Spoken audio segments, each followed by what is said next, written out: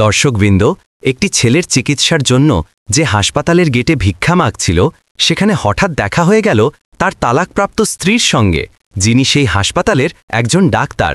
তারপর যা ঘটল তা মানবতাকে নাড়িয়ে দেওয়ার মতো। পুরো গল্পটি জানতে এই ভিডিওটি শেষ পর্যন্ত দেখুন। তবে তার আগে ভিডিওটিতে লাইক দিন, চ্যানেলটি সাবস্ক্রাইব করুন এবং কমেন্টে আপনার নাম ও শহরের নাম অবশ্যই লিখুন। দর্শকবৃন্দ, এটি উত্তরাখণ্ডের ঋষিকেশের একটি সত্যি ঘটনা।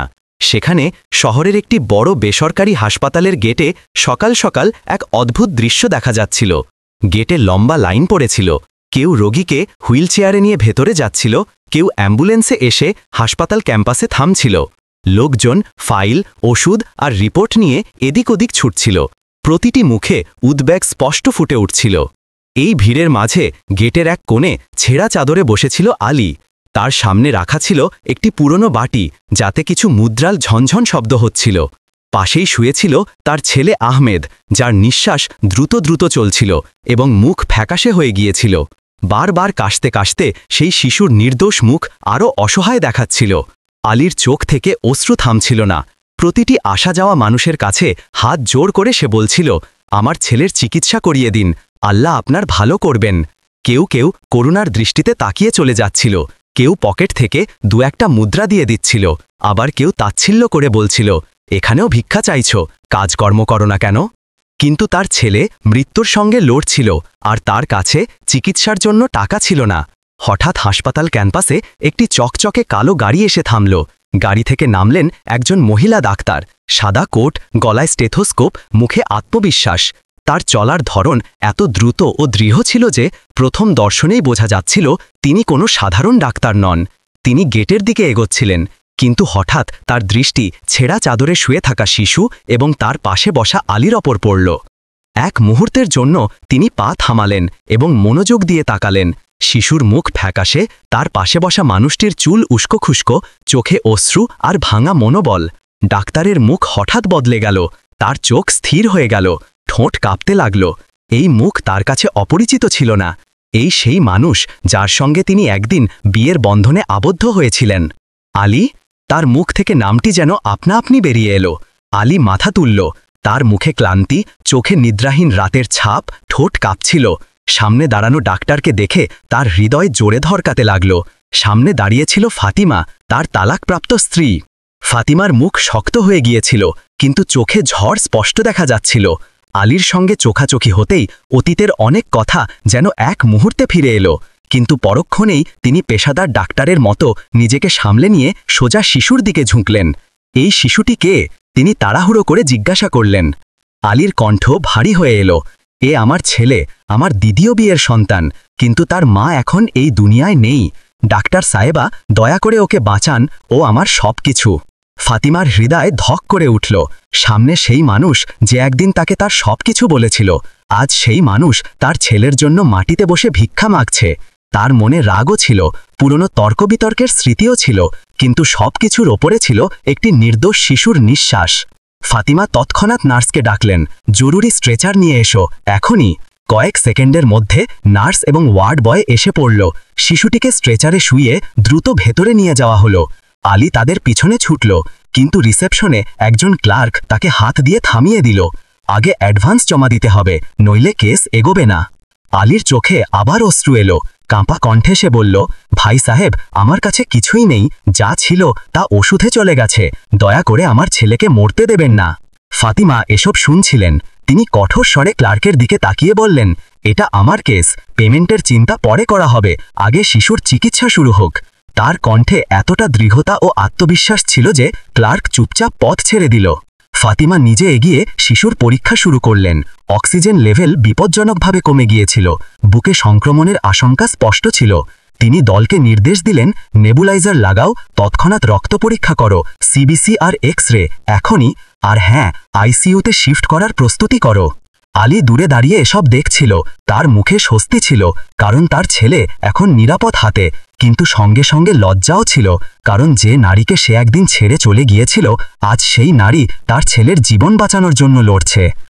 জরুরি ওয়ার্ডে মেশিনের বিপ বিপ শব্দ গুঞ্জন করছিল। ফাতিমা মাস্ক পরে শিশুর পাশে দাঁড়ালেন। তার চোখে এখন শুধু একটি ইচ্ছা, যে করেই হোক এই নির্দোষ শিশুর নিঃশ্বাস থামবে না। প্রায় 1 ঘন্টা ধরে পরীক্ষা ও চিকিৎসা চলল। বাইরে আলী বারবার আল্লাহর কাছে দোয়া করছিল, কখনো হাত জোড়া করছিল, কখনো কেঁদে মাটিতে মাথা ঠুকছিল। তার হৃদয়ে শুধু একটি প্রশ্ন, আমার ছেলে কি বেঁচে যাবে? 1 ঘন্টা পর ফাতিমা বাইরে এলেন। তার মুখে ক্লান্তি ছিল, কিন্তু হালকা হাসিও। আলী দৌড়ে তার কাছে গিয়ে জিজ্ঞাসা করল, আমার ছেলে কেমন আছে? ফাতিমা গভীর নিঃশ্বাস নিয়ে বললেন, এখন বিপদমুক্ত, তবে পরের 24 ঘন্টা খুবই সংকটজনক। আমাদের ক্রমাগত নজর রাখতে হবে। আলীর চোখ থেকে অশ্রু ঝরে পড়ল। সে মাটিতে ঝুঁকে ফাতিমার পা ছুঁতে চাইল, কিন্তু ফাতিমা তাকে তৎক্ষণাৎ থামিয়ে দিলেন। এসব করো না আলী, আমি এটা কোনো সম্পর্কের জন্য করছি না। আমি করছি কারণ আমি একজন ডাক্তার আর একজন মানুষও। এ কথা শুনে আলীর গলা বুজে এলো। কাপা স্বরে সে বলল, তবুও তুমি আজ প্রমাণ করলে যে মানবতাই সবচেয়ে বড় সম্পর্ক। ওয়ার্ডের বাইরে ভিড় জমে গিয়েছিল। কেউ কেউ এখন ভিডিও করার বদলে আলীকে সহানুভূতির সঙ্গে দেখছিল। কিন্তু আলীর কাছে শুধু একটি বিষয় গুরুত্বপূর্ণ ছিল, তার ছেলে বেঁচে আছে। আহমেদের হৃৎস্পন্দন কিছুটা স্থিতিশীল হলে ফাতিমা মনিটরের দিকে তাকিয়ে স্বস্তির নিঃশ্বাস ফেললেন এবং নার্সকে নির্দেশ দিলেন প্রতি 5 মিনিটে শিশুর অবস্থা পরীক্ষা করতে। বাইরে এসে তিনি আলীর দিকে তাকালেন। দেয়ালে হেলান দিয়ে দাঁড়ানো আলীর চোখে অশ্রু ছিল, মুখ লজ্জায় নত। তাকে এখন শুধু একজন ভাঙা বাবা বলে মনে হচ্ছিল। ফাতিমা গম্ভীর স্বরে বললেন, আলী, আমার চেম্বারে চলো, আমাদের কথা বলতে হবে। বছরের পর বছর পর ফাতিমার সঙ্গে একা বসার সুযোগ পেয়ে আলী অবাক হয়ে গেল। তার গলা শুকিয়ে গিয়েছিল, পা ভারী হয়ে এলেও সে চুপচাপ তার পিছনে গেল। চেম্বারের দরজা বন্ধ হতেই গভীর নীরবতা নেমে এলো। বাইরে শোরগোল ছিল, কিন্তু ভেতরে শুধু দুটি হৃদয়ের অতীত গুঞ্জন করছিল। আলীর চোখ ভিজে এলো। কাপা স্বরে সে বলল, ফাতিমা, আমি তোমার কাছে ক্ষমা চাওয়ারও যোগ্য নই। তবুও হাত জোর করে বলছি, আমাকে মাফ করো। আমি তোমাকে যতটা কষ্ট দিয়েছি তার শাস্তি আমি প্রতিদিন পাচ্ছি। তোমার স্বপ্নকে বোঝা মনে করেছি, তোমাকে বাধা দিয়েছি। এটাই আমার সবচেয়ে বড় ভুল ছিল। তোমাকে হারিয়ে আমি নিজেকেও হারিয়ে ফেলেছি। তার চোখ থেকে অশ্রু ঝরে পড়ল। সে হাত জোর করে বলল, তোমার চলে যাওয়ার পর দ্বিতীয় বিয়ে করেছিলাম। ভেবেছিলাম ক্ষতগুলো ভরে যাবে, কিন্তু আমার স্ত্রী আহমেদকে জন্ম দিয়ে চলে গেল। এখন এই শিশুই আমার শেষ আশা, আর সে মৃত্যুর সঙ্গে লড়ছে। ফাতিমা, আমি ভেঙে পড়েছি। ফাতিমার চোখও ভিজে এলো, কিন্তু তার কণ্ঠ দৃঢ় ছিল। আলী, ক্ষমা দিয়ে অতীত বদলানো যায় না। পার্থক্য এই যে আমি সেই বোঝাকে পরিশ্রমে রূপান্তর করেছি, আর তুমি হারের মধ্যে ডুবে গেছ। মনে আছে আমাদের বিয়ের প্রথম দিনগুলো? সেই ছোট্ট বাড়ি যেখানে দেয়ালগুলো ভাঙা ছিল, কিন্তু হাসি গুঞ্জান করত। তুমি কাজ থেকে ফিরতে আমি রুটি বানাতাম। আমাদের কাছে কিছুই ছিল না, কিন্তু তোমার হাসিই ছিল আমার সম্পদ।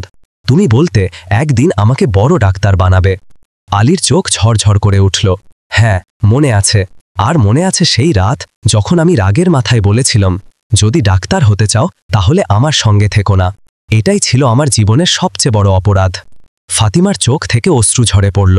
সেই রাতে আমি ভেবেছিলাম তুমি হয়তো পিছন ফিরে তাকাবে, কিন্তু আদালতের সিঁড়ি দিয়ে নামার সময় তুমি একবারও আমার দিকে তাকাওনি। আমি একা পড়ে গিয়েছিলাম। আলী ফুপিয়ে উঠল।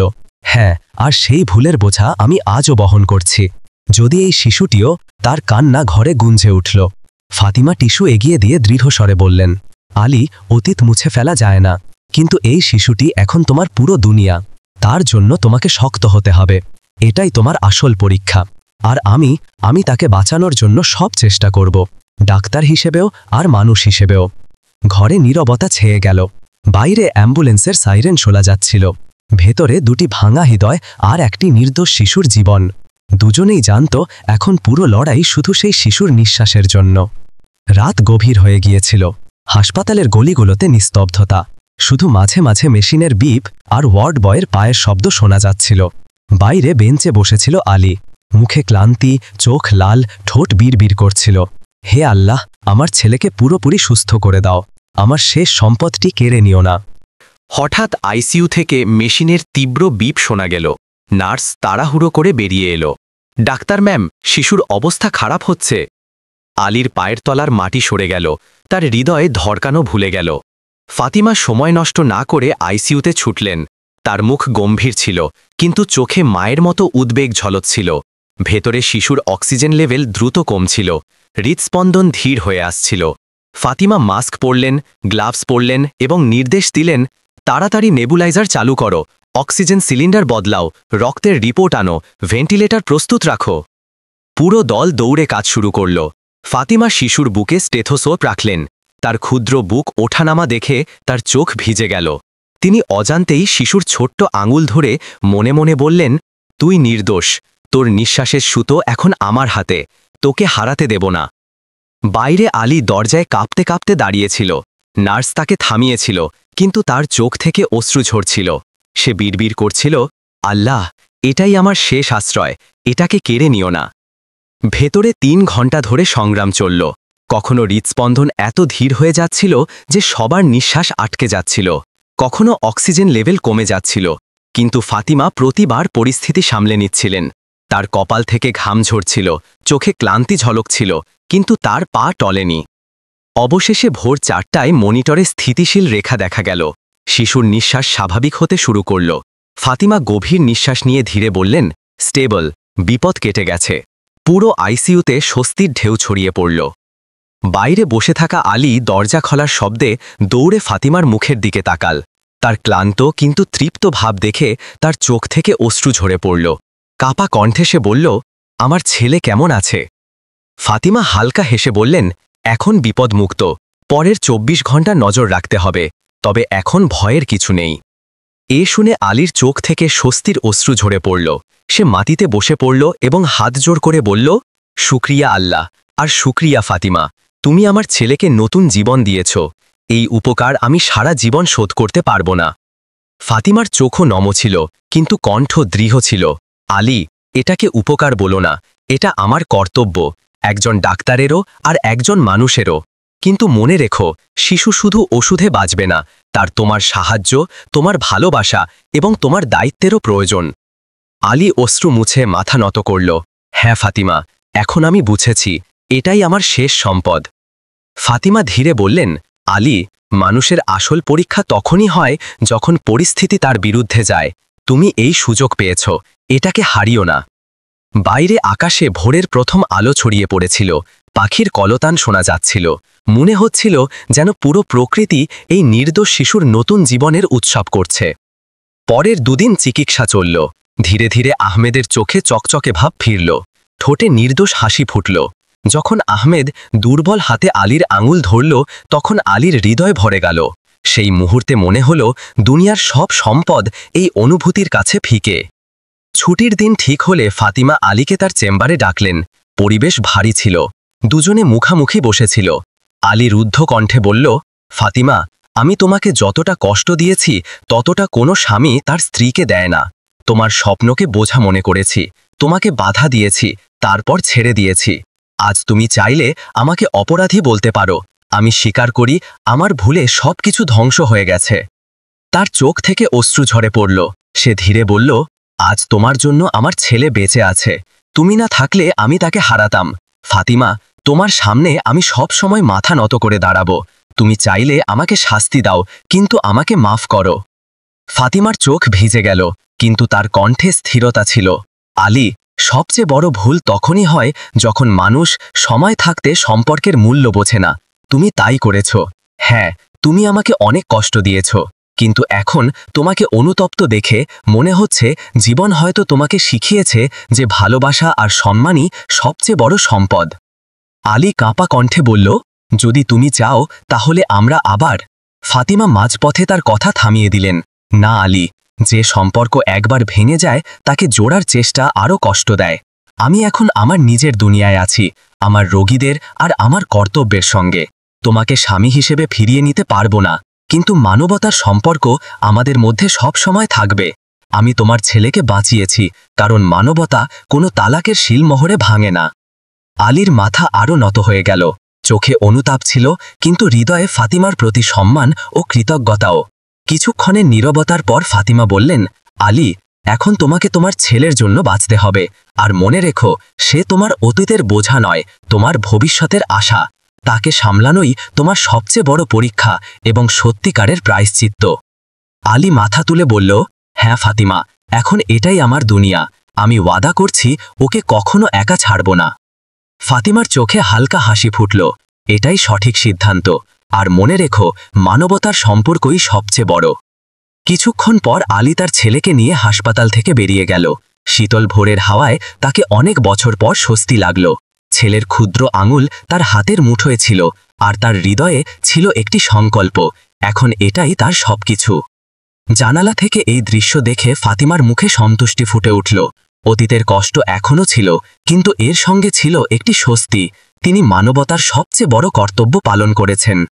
বন্ধুরা, পরিস্থিতি বদলায়, মানুষ বদলে যায়, কিন্তু মানবতার সম্পর্ক সবার ওপরে। তবে যদি আলী সময় থাকতে ফাতিমার স্বপ্নকে বুঝত, তাহলে কি জীবন এত তিক্ত হতো? আর আপনারা কি মনে করেন, ফাতিমার সিদ্ধান্ত সঠিক ছিল নাকি ভুল? আপনার মতামত কমেন্টে অবশ্যই লিখুন। তো দর্শকবৃন্দ, এটি ছিল আমাদের আজকের গল্প। আপনাদের কেমন লাগলো কমেন্ট বক্সের মাধ্যমে আমাদের অবশ্যই জানান। আমাদের চ্যানেলটি সাবস্ক্রাইব করতে ভুলবেন না। এরকমই আকর্ষণীয় এবং রোমাঞ্চকর গল্প নিয়ে আবার দেখা হবে। ততক্ষণের জন্য আপনাদের সবাইকে আন্তরিক ধন্যবাদ।